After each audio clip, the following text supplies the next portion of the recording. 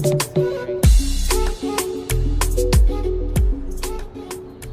we are heading to heritage exhibitions. Let's go inside. Oops! By the way guys, if you are new to this channel, I am Rich Londons, your content creator. This channel will discuss about arts, culture, heritage, life stories, and of course, some of the product reviews. So please join me in my journey here in Kuwait by simply smashing subscribe or follow button. And if you have any concerns pertaining to this vlog or any product reviews, just let me know, drop a message down below, and I'll make it a point that I will go to you right away. The video you are showing now is filmed by Samsung Galaxy S23 Ultra. But disclaimer lang po, this is not a paid trip by the Samsung Galaxy S23 Ultra. I'm just having fun by using the Samsung Galaxy S23 Ultra, and I found that the camera for videos are perfect for my vlogging. As my journey here in Kuwait continues, you know what guys, my museum visit and trips had opened my eyes in their rich tradition and culture of the forefathers of the Kuwaiti. Join me in my journey and I will bring you to Heritage Museum in Al-Qibla area inside the Kuwait National Museum. This is a post review on my trip, so let me tour you around the exhibition. Let's go. On the left side, as I enter in the Heritage Museum, I have seen the pocket corner of the Weavers exhibition, and it showcases the weavership. Weaving was a craft known by the Kuwaitis actually, and where the locals turns to weave their cloaks and others. But actually this is identical to Philippine weavers too. And as we move forward, the Safat Square represented the center of land commercial exchange and daily intersection of the city and Badu people as goods brought from the seaport. This shipped from India, Eastern Asia, and that one is in Africa. On the other hand, the Badu people bring and sell their products that included milk products, leather, camels, and animal ghee, and desert grass, and everything that is not available in the city that time, they are bring it inside the country. In the market, they also have the natur or the market guard. The market guard will be stationed in important locations throughout the market. It would have a designated spot during the night shift. There was a special market specifically for the guards called Souk Al-Haras, which consisted of cafes and small shops. As we move forward, you will see the textile shop. A shop sells different kind of textiles, okay? And on the other side, there is a utensil shop, shop to sell various houseware such as pottery, glass of metals, including kitchenware as knives and pots. And what I like about here is that, of course, my favorite's the dates shop, okay? Don't you know that tamar is what they call for the person who sells all kind of dates such as Bernie, Brahim, and Inchlas. Sorry for my Arabic terminology if I didn't pronounce it right. My apology. These are considered best kind of dates. Other kinds such as Amaran and Halawi. Okay, most of them were imported from Iraq and Iran, and they were stored in a pot made of palm leaves, locally called gala. Okay, and on the other side, you will see the gun shop. There was no real market for selling guns in Kuwait, but it was the trading shops to sell them. It only sells guns for hunting birds and animals. Most of them were imported from Europe. The ammunitions of these guns were also sold, such as shotgun bullets, small lead bullets called sachmas, okay, used in air pressure guns in addition to powder. The gunner also repaired the exchange damaged guns, okay, just for the inputs, okay. And they also have the grocery shop. Okay, these shops were spread among the district and markets. It sells different kinds of goods and house requirements, and it's known by the names of its owner. If you have the store and you want to be called it like like Rich London's grocery shop or whatever, whoever the owner, they are putting it under their name back then. Actually, even now, okay? And then as we move forward, they have the men's cloak shop. Men's cloak or bishots. The latter is a Persian word means back, okay, which is gown worn by men on the top of the dasha. Okay, there are different cloak for winter and summer. This one, depending on the threads he used in its weaving, which are taken from the camel or goose hair and wool.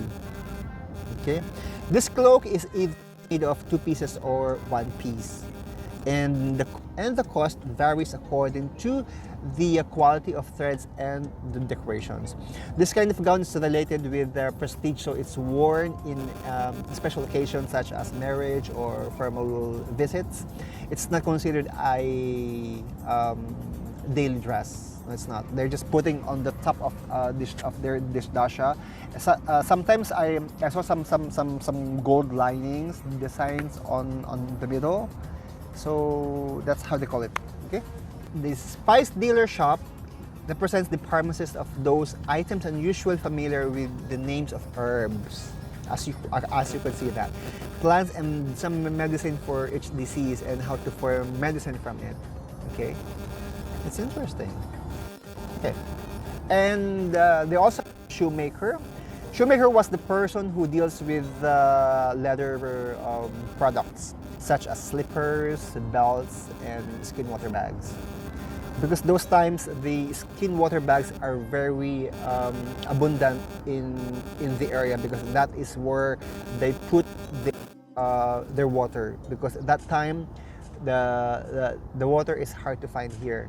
And as we move forward, I will discuss more about how they get some waters.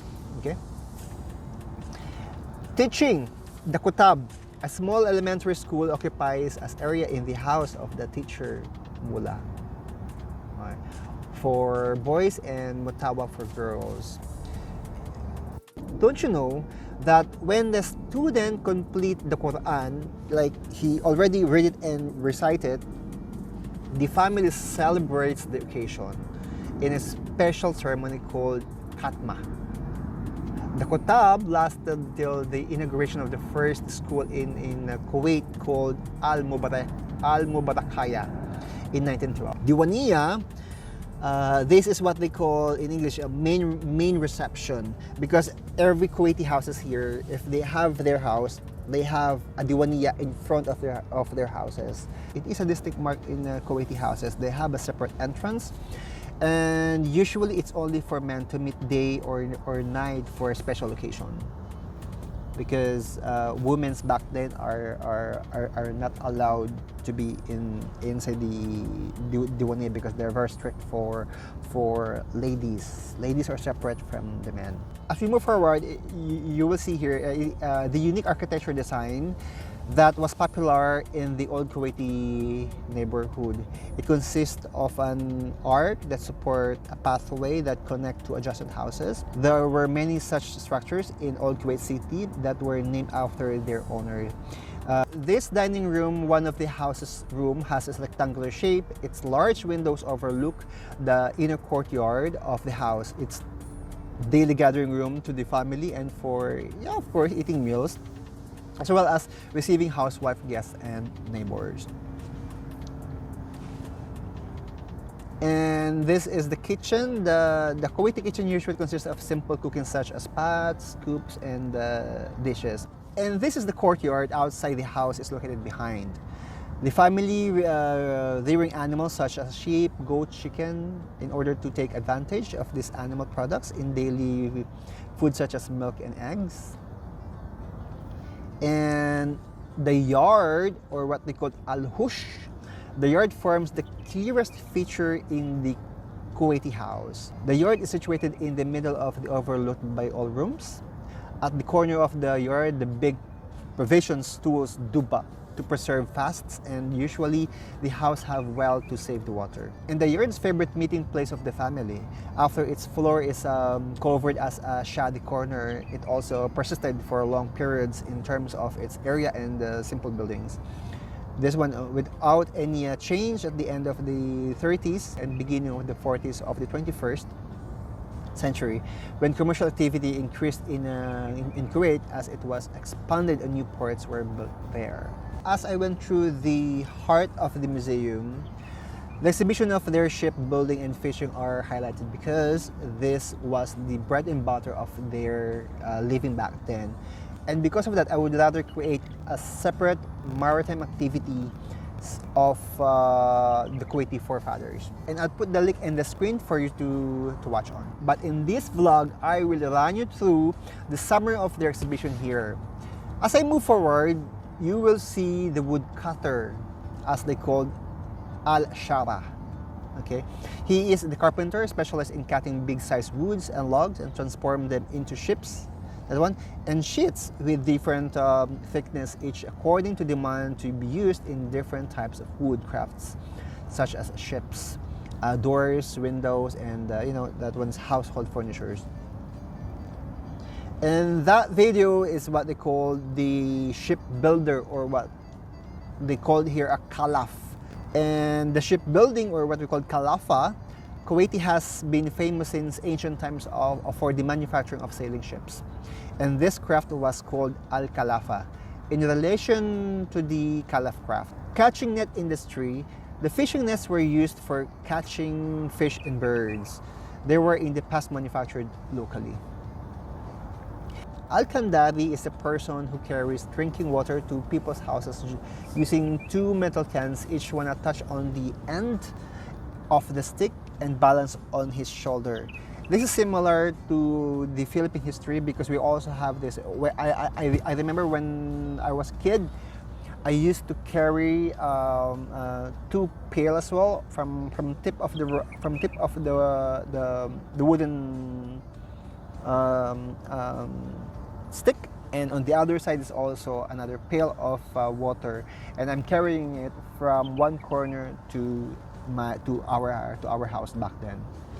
But here in Kuwait back then, it is one of the mode of their living. This seaport was what they called Al-Farda. Al-Farda is the only port in Kuwait until the beginning of these 50s. It is situated west of Sif Palace, and it is used to obtain all kinds of goods coming from the overseas through the sea and supply the markets with their needs of consumables, and arriving there around the clock. This map showing lines of the past trade from Kuwait to Gulf, India, and East Africa ports. Okay, and this map shows diving pearl places, or Herat, in south of Kuwait. These are the historical documents issued by the Kuwait government back then, such as accounting book issued by the Kuwait government to the pearl divers. They also have sailor ID and travel documents, and some other documents. And for the captain's equipment and gadgets, way back then, they also have the telescope, like that one. They call it darbil here, and the build tools used for the ship construction, adan or scoop. Pearl diving, or what they call gas, was considered one of the most important jobs since the people of Kuwait relied heavily on the pearl industry to make ends meet. This one, since its importance of this profession, a law was created in 1940. This law regulated the relation between divers and sea captains in terms of responsibility and financial obligations. And they also have exhibited the writing tools used by the locals in this section. And they also have pearl merchant, or the tawash. They call it tawash. Pearl merchant would purchase the pearls for the sea captains, nakoda, and he would gather them in order to sell them abroad, like India and Europe. They had used the scale for weighing the pearls, mishlaf. This is a tool used for shoveling small pearls, or mishatit, as a small wooden box called bishtaktat al-tawash.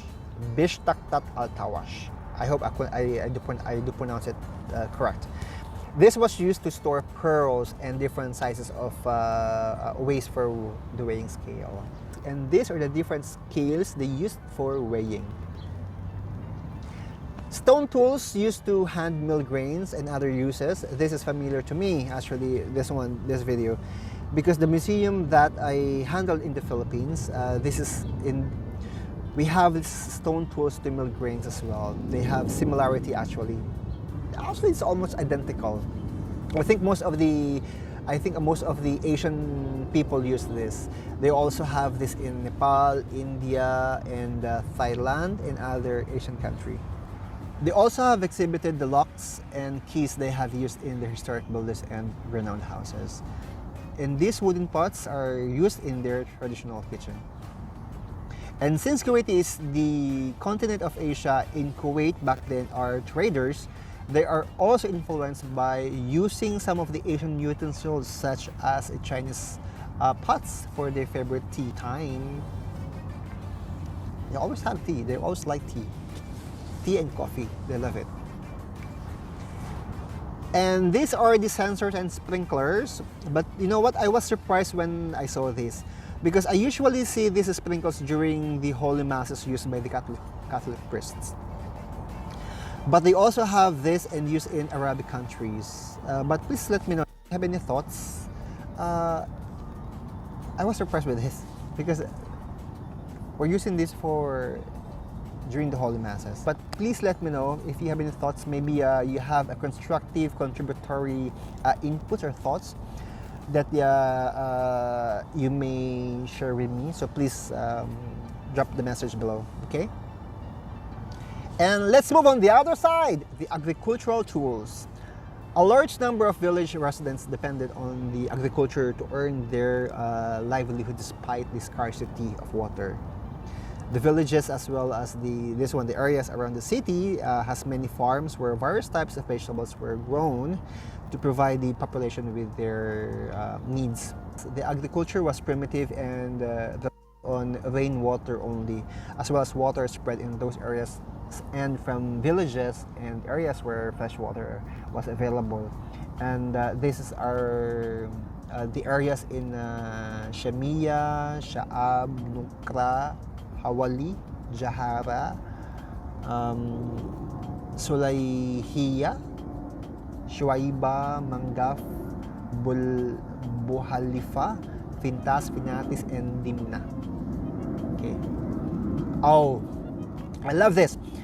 This Arabic coffee, or what they call in Arabic gawa. Bitter coffee is one of the most important drinks in Kuwaiti society. This coffee is made from Boon coffee beans. They're putting some cardamom powder and to add coffee for added flavor. This offering coffee to guests is considered one of the highest form of hospitality in Kuwaiti society. Actually, I relate with this gawa because our company manufactures and offers a traditional Kuwaiti gawa. I have tasted and it has a bitter taste. They are not putting any sugar at all. You will really taste this cardamom and other special expensive ingredients, and it is very distinctive and Arabic gawa. Better try our Masayan Arabic gawa. Okay? And since Kuwait is rich in gold as well, and they also have the goldsmith. This is the person who deals with the gold and silver jewelries. You know what? Back then, the gold forming was made manually. Wow. They are so creative in terms of, wow. There are more areas in the museum, like the exhibitions for some paintings and jars, but the more I was rushed by the security guard, because the museum is going to close by 12:30, and the security came into me and he told me like the museum is going to close in a few more minutes, so I was to rush my filming. But I promise you guys that I'll be paying a visit again to that area, to the painting area and some of the jars, and I'll keep you posted here, okay? Promise you that. Look at this wood. Theodore. It's amazing. That's the sign, the wood carving together with the metals. Oh, I love it. Look at this.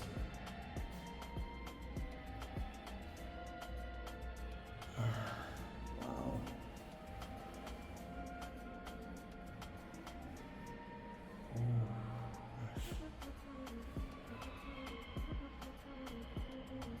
Amazing. Okay, let's get into next area, next station. These are the cosmetics. These are the lighting.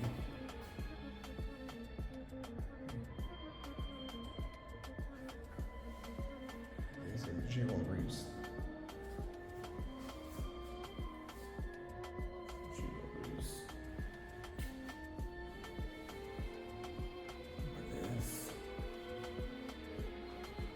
Additional men's clothing.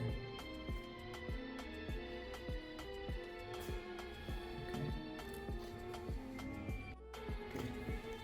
This is their traditional men's clothing. On the other side, it's for the women's. Look at the sandals.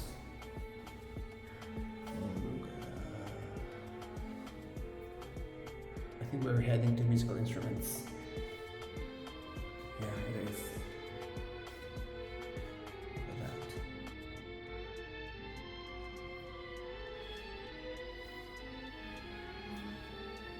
Radio. Guns. Okay. We have to rush now because they're going to close by 12:30 and we're still here. There are some gramophones. Cameras, the vintage cameras.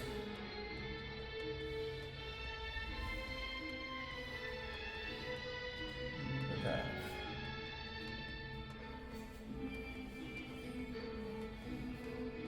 Water. Oh. Look at that. So nice. Telephones.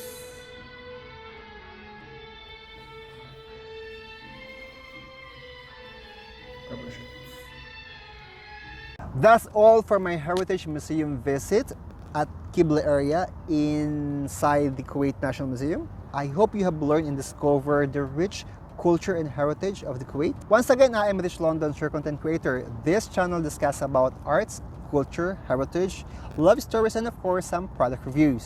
To my fellow content creator, viewers, and subscribers, I am asking for your help to survive this channel by simply smashing the subscribe or follow button. And if you have any concerns pertaining to this blog, please drop a message down below. See you next time on my journey. Shukran! Ciao!